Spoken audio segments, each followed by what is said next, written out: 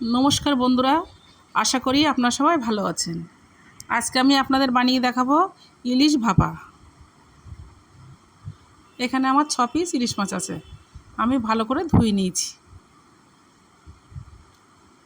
লবণ পরিমাণ মতো হলুদের গুঁড়ো,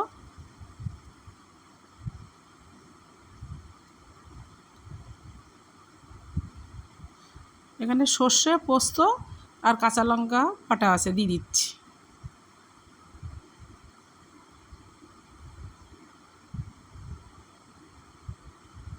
পরিমাণ মতো সর্ষের তেল দিয়ে দিচ্ছি। দিয়ে আমি মাছগুলো ভালো করে মেখে নেব।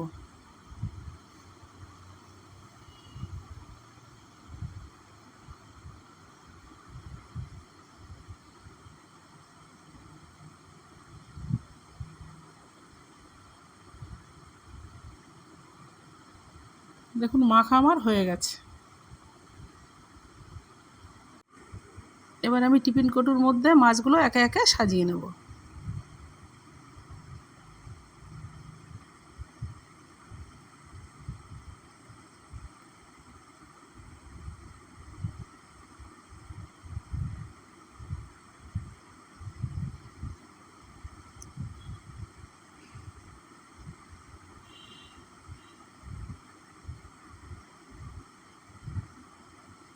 ওপর দিয়ে আমি একটু সর্ষের তেল দিয়ে দেবো।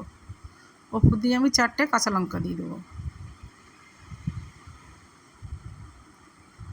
কটুর ঢাকনাটা আমি লাগিয়ে দেবো।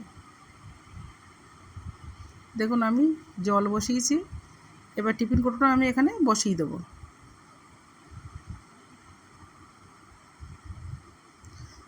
দেখুন হয়ে গেছে, আমি নামিয়ে নিয়েছি। এবার ঢাকনাটা আমি খুলে দেখাবো।